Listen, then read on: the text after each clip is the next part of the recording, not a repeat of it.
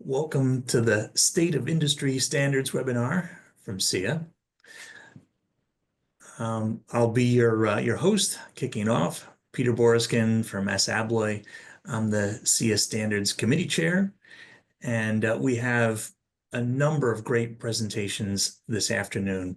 I'll do a quick introduction of our speakers, and then we'll dive in. We have Leo Levit, Chairman, ONVIF Steering Committee and Director of System Integration from Axis Communications. We have Pierre-Antoine Champin, Data Strategist and W3C INRIA. We have Frederik Hamburg, the Chairman of the OSS Association. Kim Duffy, the Executive Director of Decentralized Identity Foundation. And Harrison Tang, CEO, Spokio co-chair, W3C CCG. So the focus today will be on the state of a number of industry standards, but I think there's a lot that you'll start to see in terms of themes across the different presentations. The speed of change in our industry is continuing to accelerate. Regulations and guidance from both state, local, federal, and international standards bodies and governments are continuing to focus on all connected products. And of course, our industry is no different. And then the security of security is continuing to be an area of focus. And with that, I'll pass the baton to our first presenter. Leo. Thank you, Peter. Trying to share my screen. I'm assuming you see my screen now. So thank you for the introduction, and thank you for inviting to join this event. So my name is Leo Levit. I'm chairman of ONVIF Steering Committee, and as Peter said, the standards and security industry play an instrumental role. It's basically the fundamental cornerstone for building a reliable foundation for communication between different parts of the security system. So today I'm going to introduce a little bit of ONVIF, what we do, why we do it, and also where we're heading in our development. So ONVIF is an industry forum. We roughly 470 member companies worldwide. It's a global standardization organization that is open for all companies and all organizations. We focus on standardization of communication protocols between IP-based physical security products and services. So the focus for our work is increased interoperability in different parts of the security system, regardless of the brand or type of deployment, whether it's cloud, hybrid, on-prem solution, et cetera. And as I said, we're open to all companies and organizations. Why use ONVIF? So I think it's rather the question, why use standards?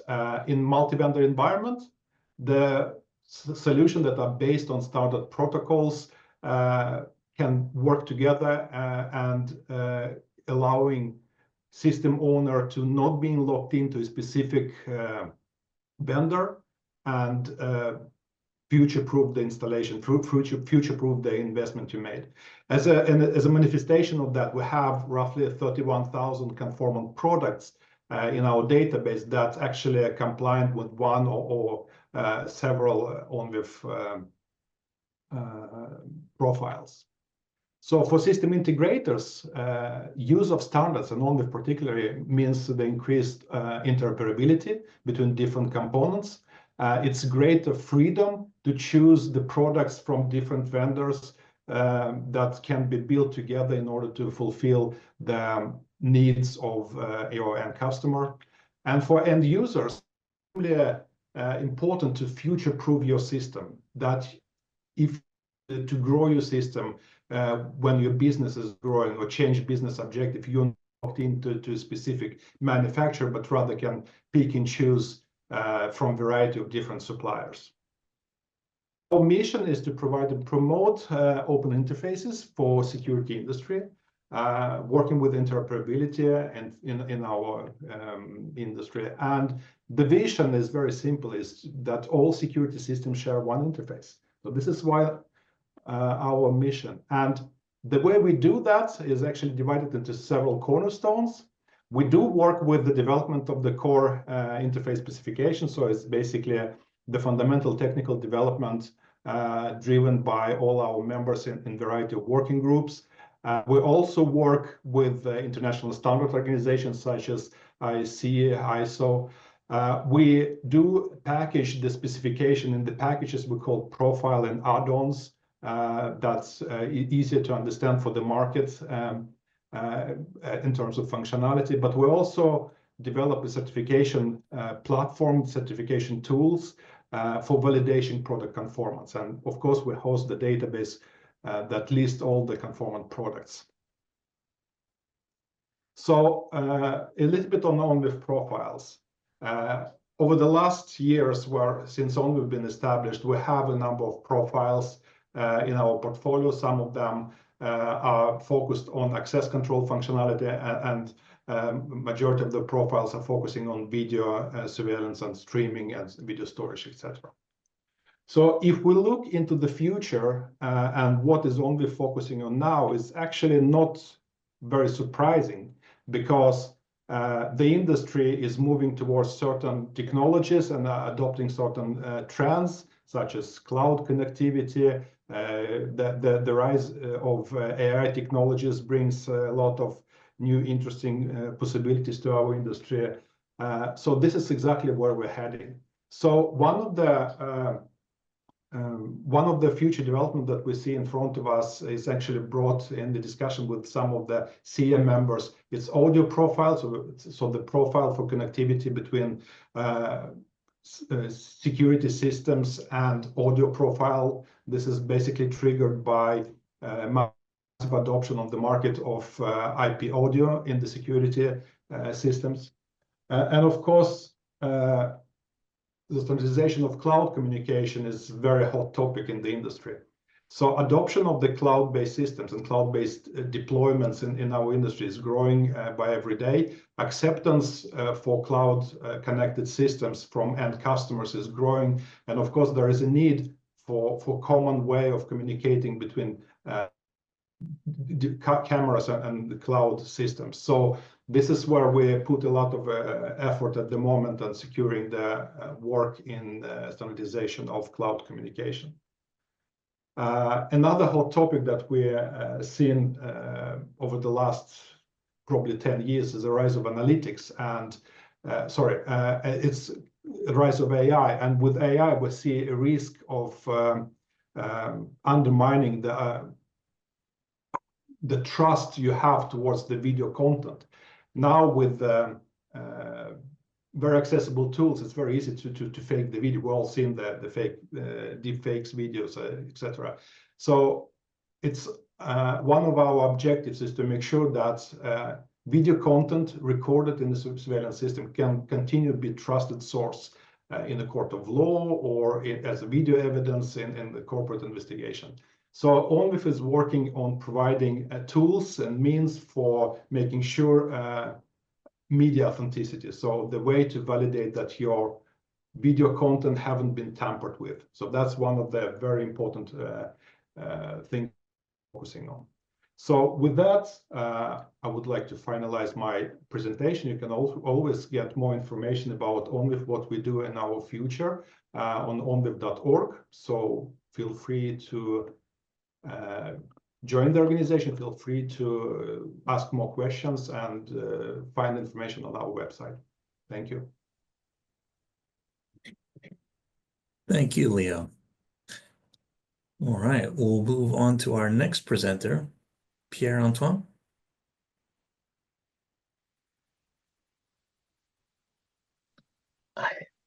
You should now hear me and see my screen, correct? Yes. Okay, wonderful. Thank you, Peter. I'm Pierre-Antoine Champin. I work with the World Wide Web Consortium. We are the standard body for web technologies. And I will present our work around verifiable credentials.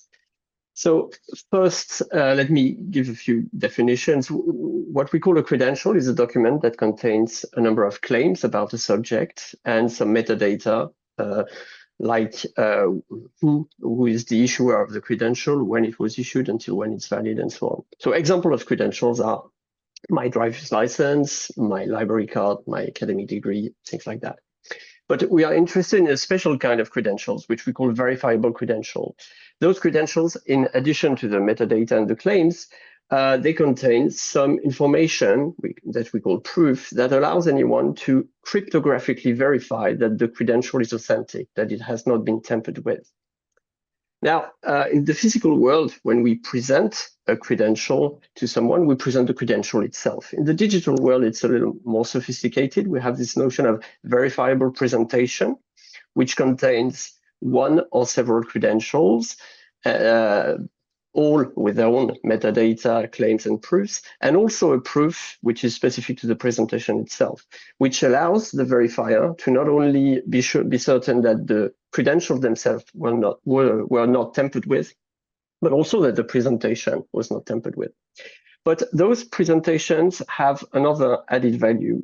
In some situations, I may want to not disclose all the claims of a given credentials, but only a subset of those claims, in particular to protect the privacy of the subject. This is called selective disclosure, and I will come back to this later in this presentation. So one particularity of the W3C verifiable credential data model is the way claims are represented. Every part of a claim is a simple statement made of 3 items. For example, this person is named Pat, or this person is an alumni of that university. And a bunch of simple statements like that gives you a graph of information. And this graph structure is both very powerful and very flexible. For example, it makes it straightforward to merge claims from different credentials into a bigger graph, which is a consolidated view of the knowledge you gained for a particular set of subjects. So those graphs are serialized in JSON, more specifically JSON LD, which is a W3C standard, a dialect of JSON, so to speak, which is specifically designed to represent graphs, which means that you have the best of both worlds. A W3C verifiable credential is basically a JSON document, which you can process with all your classic JSON tools. For simple tasks, and for the more complicated tasks when you need tools that are aware of the graph structure encoded in the JSON, you can use also JSON LD compliant tools, which there are quite a few. Now, to give you an overview of the different specifications that are now in the pipe, so to speak, of the verifiable credentials working group. Basically, all the specifications are in the last step of the publication process that we have. They should become official W3C recommendation around March this year. So the central specification is the verifiable credential data model, or VCDM, which basically contains in more detail what I just summarized. Then we have a specification that explains how to check that any JSON document complies with the structural constraints defined by the data model. And for this, we leverage JSON schema because, as I said, those verifiable credentials are essentially JSON documents. The controlled identifier specification provides another document format, also based on JSON, which is used to convey the information that you need in order to verify the proofs. In a very simple example of a standard digital signature, what you need is the public key of the issuer. But those documents can contain many other kinds of the information that you may need to securely interact with the issuer. If you're familiar with DIDs, Decentralized Identifiers, another W3C specification, this notion of controlled identifier document is a generalization of the DID document. Then comes the interesting part. So the proof part of the credential is very generic in the data model because there are many use cases with many different requirements and that require different trade-offs when it comes to representing the proofs. In particular, there are two main ways of attaching the proof to the credential. Either you wrap the claims and the metadata inside the proof, that's the enveloping proof on the right, or you inject the proof in the JSON structure of the credential, which are the embedded proofs on the left. I don't have time to discuss the pros and cons of both approaches. Suffice to say that this specification gives you the choice of what kind of proof you can use. For the enveloping proof, we rely on a suite of existing and well-established IETF specification, known under the name of Jose-Cose. Those specifications already contain a number of different cryptographic algorithms that can be used with them. So this specification is relatively self-sufficient. On the other side, for embedded proofs, the working group defined the data integrity specification, which provides a generic way of describing those proofs to be embedded in the credential, describing them and, of course, verifying them. And then this generic method is instantiated to use different cryptographic algorithms or so-called crypto suites. The working group has defined 3 of them, but of course, this list is not exhaustive.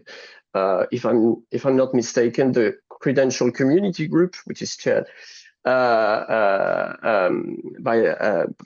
Alexander, is working on other ones. But at the moment, the working group has published three of them. The last one, BBS Crypto Suite, is interesting in the sense that it supports the selective disclosure that I was mentioning earlier. It's interesting to note that in the Jose-Cose, SDJOT, mentioned here, also supports selective disclosure, meaning that if you need selective disclosure with your verifiable credentials, you are not constrained to have to choose between one or the other method of the proof. There are solutions in both kinds of proofs for that. Finally, we have a specification. The bit string status list allows to manage credential revocation in a privacy-preserving way. If you want to know more, there is a link at the top of these slides. This is a document written by my colleague Ivan Herman, which gives a more detailed summary of the activities of the group. Thank you.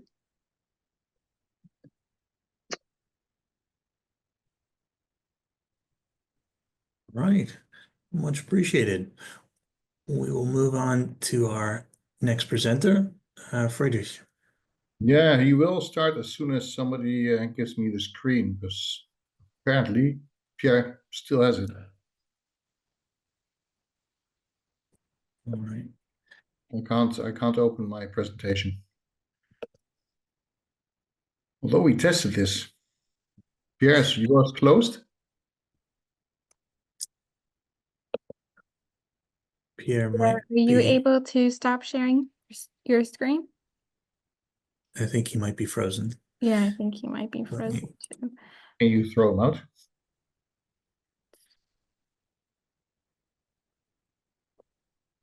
There you Frederik, go. That does help. I was going to say, Frederik, you should be able to share your screen now. Yep. Hold on. Perfect. Yep.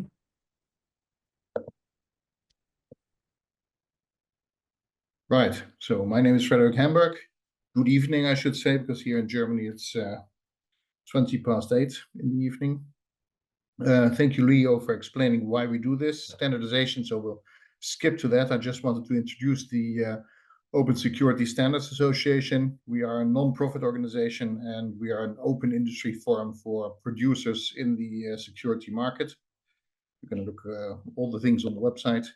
Our primary goal is to develop, communicate, and market standardized protocols, components, and encodings into the security market. And the first one we created, or all the standards are created by the members themselves. So we do not just gather money and have someone write something. So it's actually done by people who do the work themselves, which makes us a bit slow, but at least we agree on everything in the end. We have some members, about 85. Here are some of the members of the association. I'll just skip through it so you don't have to watch all of it. Right. Our first standard, which we created about 10 years ago, is called Standard Offline. It's something I gather that in the United States you don't use offline locking systems as much as we do in Europe or in other parts of the world. And it started off 10 years ago with a prescription on how to make the encoding, and now we have about 90 pages of the whole system. It's standardized. It's a fixed size on the card. It's flexible. It's done for several systems. So we have it for Legic Advanced, MyFair Classic, and I think in the States, MyFair Desfire is probably the more used than the other ones. This was actually done for Airbus because they wanted to have a standard in this area because they wanted to avoid vendor lock-in. So that was the first standard we created, and we created the OSS around it so that we would further support it. Here's some general information of what is in Standard Offline. So it's just not just a number. It's not a badge number. It has several parts, and it's a network on card system. And it's flexible because it's you can use any combination. And we had a very big airport as one of our projects where we said, well, you have to have at least a system where you can put in 120,000 locks easily. So this is how we built it. Then we went on, and this is actually the easiest one. I'm a security consultant, and 20 years ago I asked several large companies in the access control if we could standardize the badge number on a badge. It took them about 10 minutes to explain to me that it's no problem at all technically, and then they took another 20 minutes why they didn't want it, and then they all had lunch on my expense. And it took about almost 20 years to finally get it. So I always compared it with 5 holes in a rim. Any kid can do it, but the industry doesn't want it. So, but now we have it. So there's a simple solution where everyone can have the same way to write a badge number on a badge. This was much more complicated. Mobile access, everybody talks about it. It's really, really complex. We have a standardization in mobile access.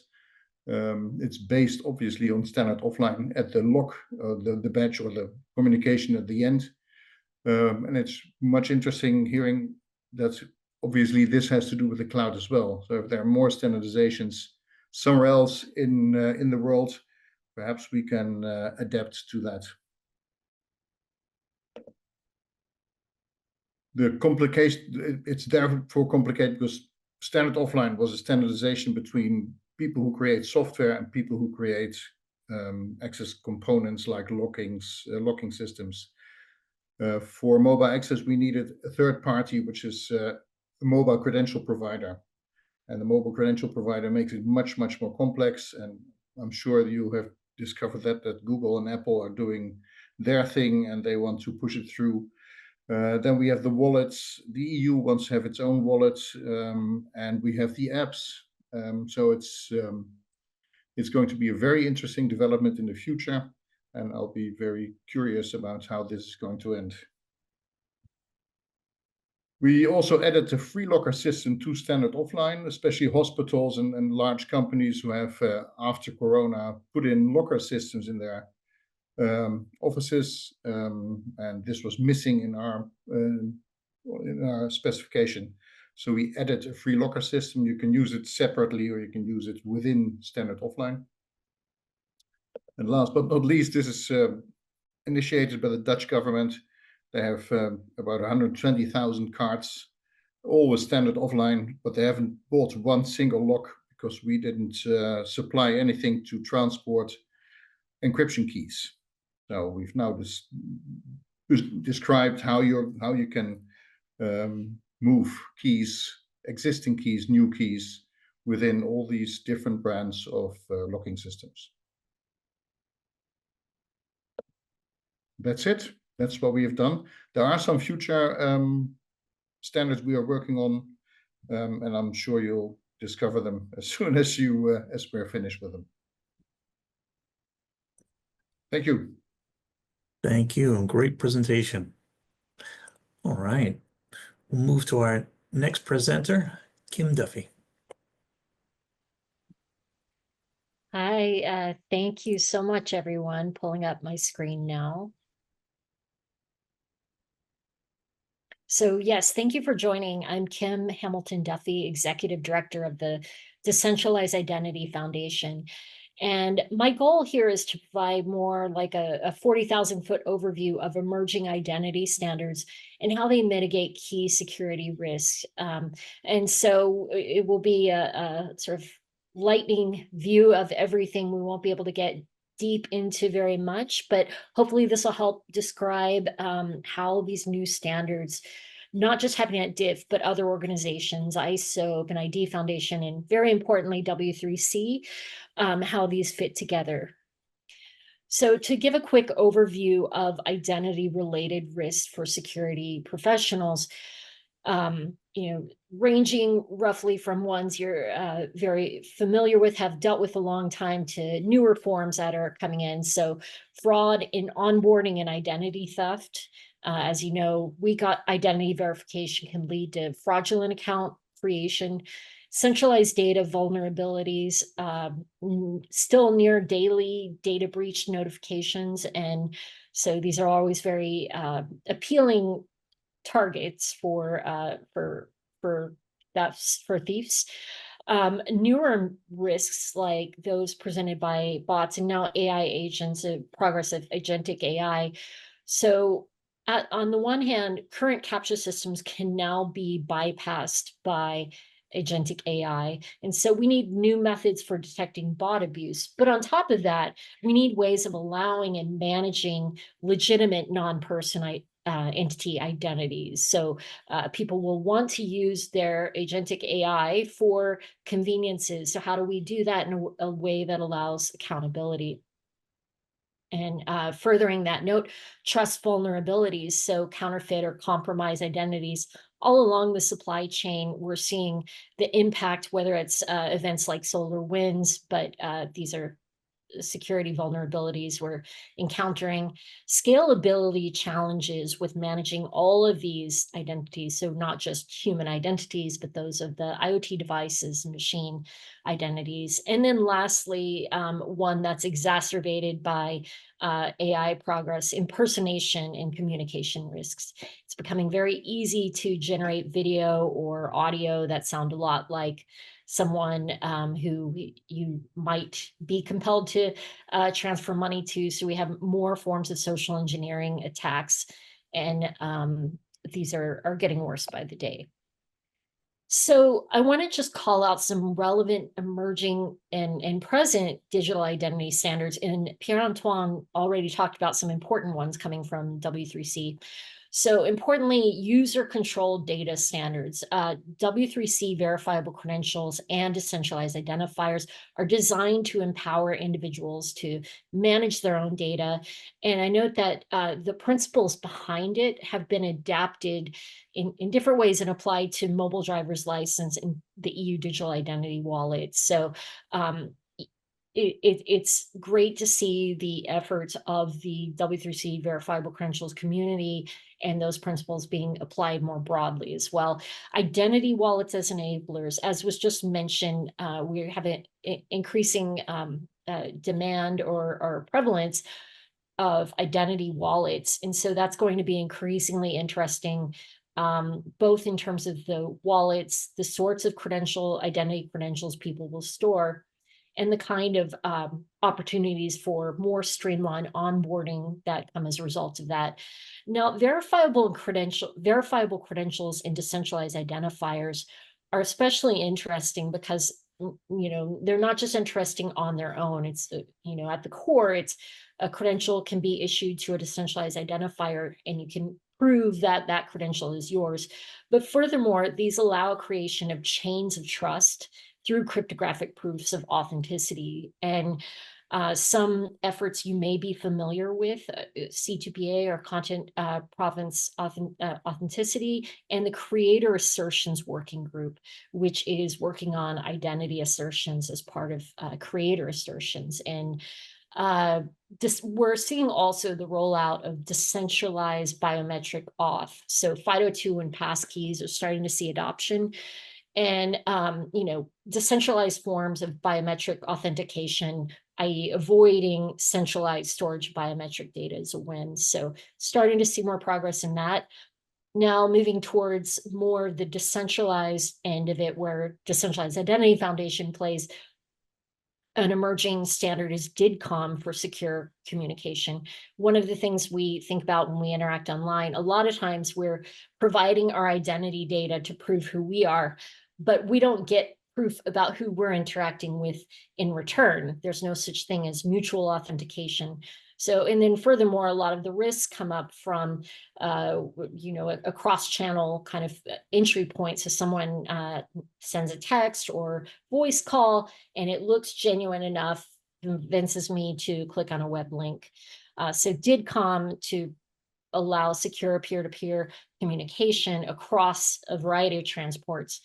And then lastly, decentralized identity architectures like W3C credentials fit well in this. They apply equally to human and non-human identities. So agents can have a DID and they can have credentials issued about them. And this allows secure interoperability, interoperable identity management.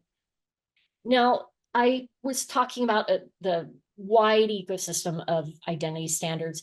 DIF specifically, we're a nonprofit, we're an engineering-driven organization, and our goal is to establish an open ecosystem for decentralized identity. A bit of a self-referential definition, but we build the foundational components of open standards-based identity ecosystem for people, organizations, apps, and devices. We incubate standards and we work closely with organizations like W3C, Trusted IP, OpenID Foundation, et cetera, to get these adopted into international standards bodies. So some standards we're working on now include DIDCOM, the one I just mentioned. We're working on DID method standardization. So that's a way to accelerate DID production readiness, and we're partnering with major organizations on that. Our Applied Crypto Working Group is working on more privacy-preserving signature options. And we work closely with global standards bodies, industry and trade associations. And then lastly, we recently launched DIF Labs to serve as an incubation and showcase for builders and organizations to demonstrate the value of these approaches. So to basically review where we land, where we covered, so these standards enhance security. So the foundation is user empowerment and data control, giving individuals control over their credentials, minimizing centralized vulnerabilities. It's an opportunity. We have a lot of new challenges, but we have an opportunity to build on more trustworthy foundations, and verifiable credentials and DIDs are a very powerful way to provide cryptographic assurance that identities are genuine. Securing communication channels through the ability to mutually authenticate. Lastly, decentralized architectures can extend to non-human entities, providing more scalable ways of provisioning and managing devices, machines, software agents. And then lastly, the way that these are constructed make it very zero trust ready. So these identity solutions for the needs of people and non-people in your organization fit very well with that mandate. So yes, modern security challenges demand robust identity standards. And these are challenges that we're working on at DIF, along with many identity standards orgs and industry organizations. We're eager to work with you. I have a link and a QR code here so you can learn more about what we're doing, subscribe to our blog, and thank you very much. Great. Thank you, Kim. Okay, we'll move on to our last presenter, Harrison. All right, thank you, Peter. All right, so I'm Harrison Tang. I'm the CEO and co-founder of Spokeo. We're one of the biggest people search identity aggregators in the United States. I'm also one of the co-chairs of the W3C Credentials Community Group. So W3C CCG is a community group under World Wide Web Consortium that incubates open digital identity standards like verifiable credentials, decentralized identifiers, secure data storage, and more. So you heard about those kind of things from Kim and also Pierre.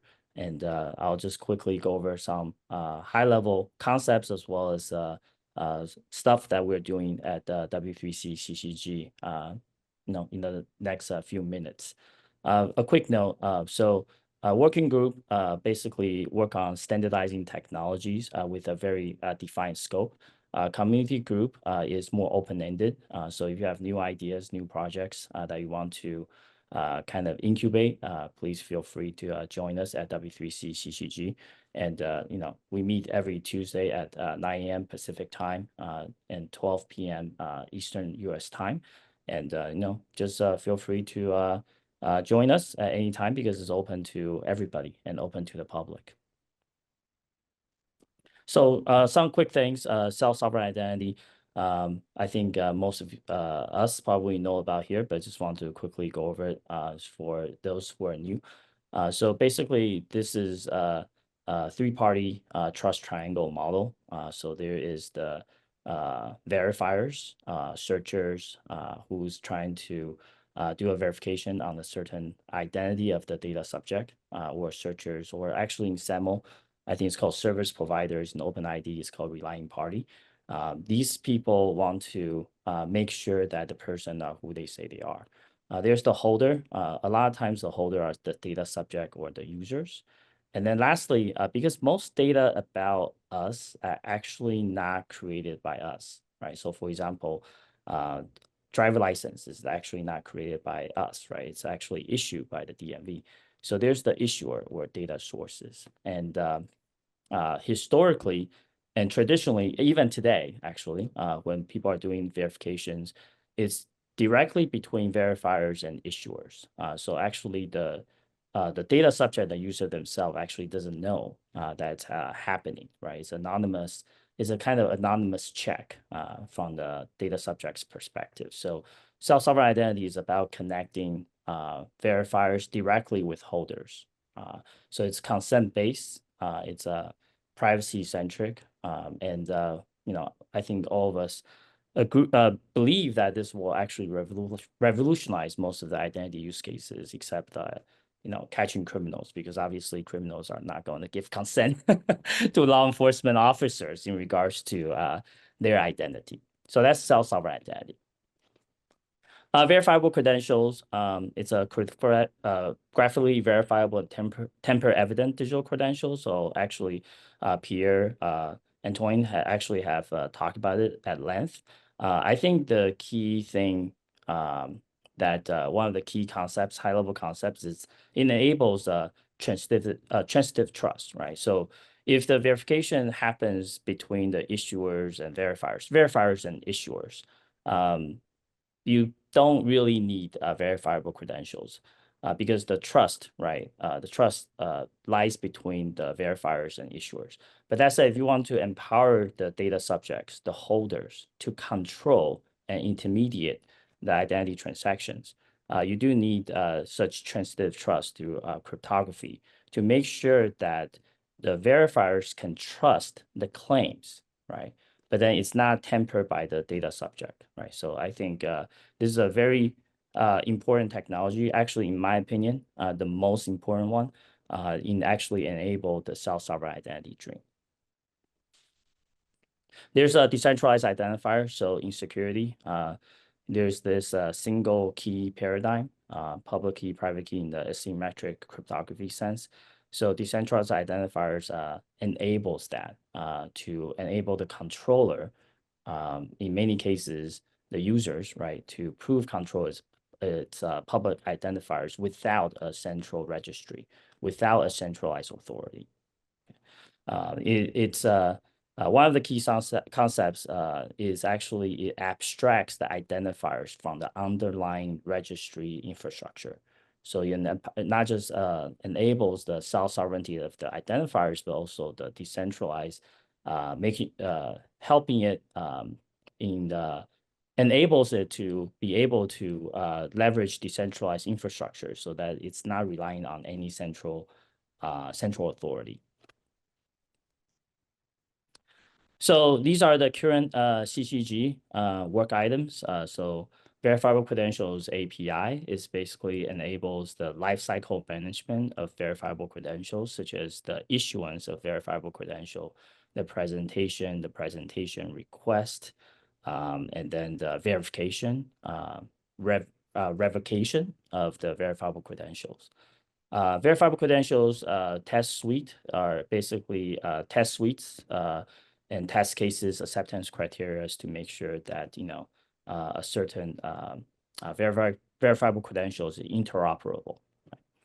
We also have content safe data integrity signature suite.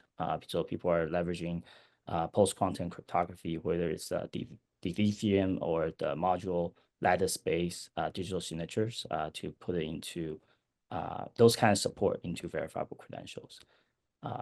VC education, in education use cases, VC traceability. So today we actually had Mike Prora, one of our former co-chairs, talking about leveraging decentralized identifiers, verifiable credentials, and IETF, SCITT. I think it stands for supply chain integrity, and then the traceability and transparency to actually help make sure that there's accountability and transparency in the supply chain management.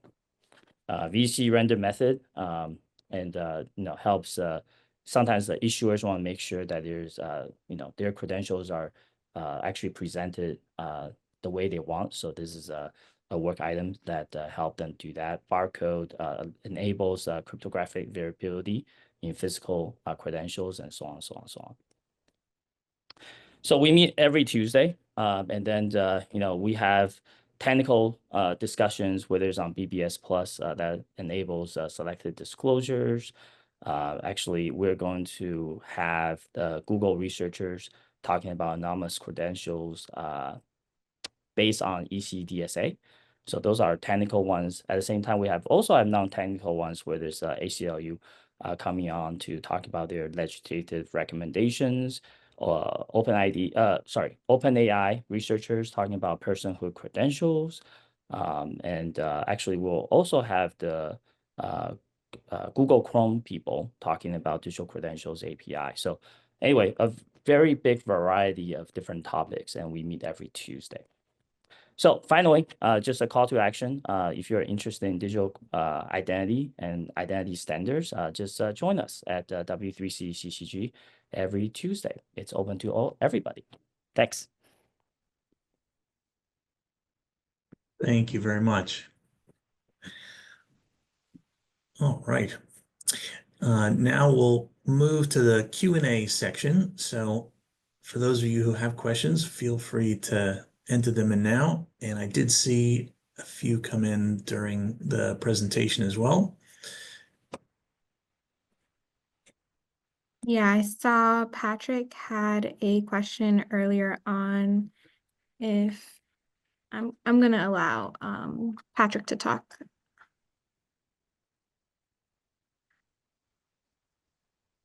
Patrick, you can unmute and ask your question. I give you permission to ask your question.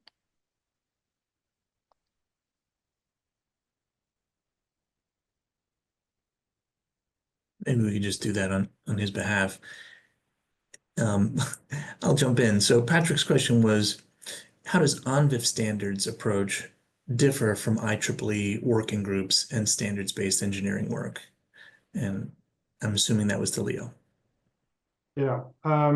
Well, if we look across different standardization organizations, majority of the standardization organizations are non-profit organizations and driven by its members.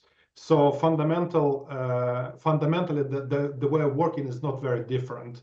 It's based on consensus and agreement upon among different members of the working group. Now, ONVIF focusing on agreeing on standards to be used in the security industry and packaging those standards into the kind of boxes that can be easily reused by the market. Organization like I see ISO working more on the technological development and agreeing on fundamental technology. Those technologies are later used by ONVIF and other industry standardization organization to be brought to the industry. So the way of working is not very different. Where the difference is the approach to the actual technology. I hope it answers the question. Thank you. Thank you for that. He had a follow-up question, and I believe this was for Pierre-Antoine, and that is using NIST or FIPS 140-3 or FIPS 140-4 in the US as a cryptographic process. You mentioned how there are keys that are used in encrypting the information. How does that work with some of the US-based cryptographic standards from the National Institute of Standards and Technologies? I have to confess I'm out of my depth here. I'm not a cryptography expert. I leave this to the very skilled members we have in the working group. So I guess you notice that one of the instantiation of digital data integrity that we have is indeed based on the NIST compliant crypto suite. If I understand the question correctly, I mentioned private key, public key, which is the standard way of doing proofs, but that's not the only way. Proofs, and that's why they're called proofs rather than signature. They can be based on different kinds of cryptographic algorithm. And so if I understand the question correctly, both the format of the proof and the format of the control identifier document, which gives you enough information to verify the proof, is not restricted to simple pairs of keys. I hope that answers the question. There's a second part to it, which I'll add here, and that is that someone mentions they're working on a quantum safe standard or post-quantum cryptography. Is that something that could also be implemented, or does that change the standard, or would you be able to implement it? That wouldn't change. Sorry, yeah, no, that wouldn't change the standard. Again, the way the reason why we have that many specifications, that is, so the upper part are very generic, and post-quantum has already been in line. I can't give you the exact reason why no post-quantum crypto suite is yet included in the outcome of the working group, but there's nothing preventing people like the CCG incubating such other instantiation of data integrity, or on the Jose side for that matter. And eventually, future incarnation of that working group may very well adopt those specifications and make them proper W3C recommendation as well, once this work is mature. That's great, thank you. Sal D'Agostino has a question. Can you please talk about the use of the W3C data privacy vocabulary and how it relates to the VC specification? Yep, I can also take this one. So that's a very, very interesting question. The data privacy vocabulary has been developed in a community group. So it's not an official W3C recommendation, but it has been largely adopted already. It's it's quite orthogonal to the VC data model. The VC data model basically defines the boxes in which you can put the metadata, the credentials, and the proofs. As you have seen in my presentation, the way you fill the proof box is detailed in further specifications like data integrity, or the Jose Cause instantiation for verifiable credentials. Then the claim box is based, as I said, it's based on JSON LD, and this format is also totally generic on the kind of vocabulary that you use to express the claims. So we have specific vocabularies for driving licenses, for example. We have specific vocabulary, and you can imagine specific vocabularies for again, academic degrees, library cards, whatever. This is entirely open and generic in that matter. And yes, the data privacy vocabulary could be used in order to express some claims in some contexts. It's absolutely adapted because it's based on RDF, which is the foundation of JSON LD as well. So this is really orthogonal, but it's ready to be used in verifiable credentials. Yes. Excellent. Okay, next question is for Leo again. Leo, can you elaborate on the technology behind media authenticity? And for the panel, are there risks to other technologies discussed here from generative AI?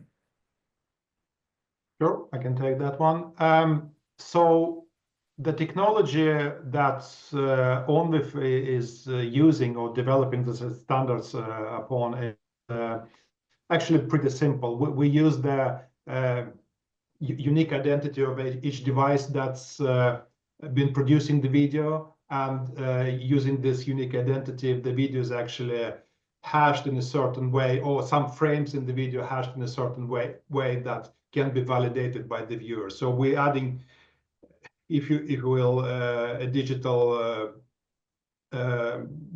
print that can be validated. So if along the processing line from the actual sensor, from the camera towards the player, the video will pass through all different types of devices and network topologies and services. And if at any point in this process line the video tampered with, the validation will show that the video is not any longer. So the digital signature will be destroyed.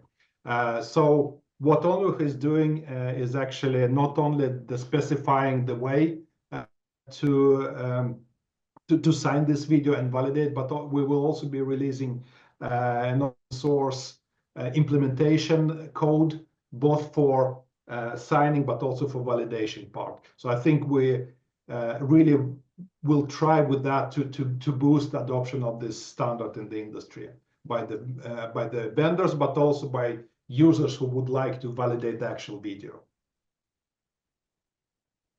By the way, I'm going to question. Oh, sorry, go ahead. No, I was going to say, I think, Kim, you are one of the co-authors of the personhood credentials, right, with OpenAI. So I think you can kind of talk about how you can prove, like, for lack of a better term, proof of humanity to kind of combat such a problem in the age of generative AI. Yeah, so I had a couple of presentations over the last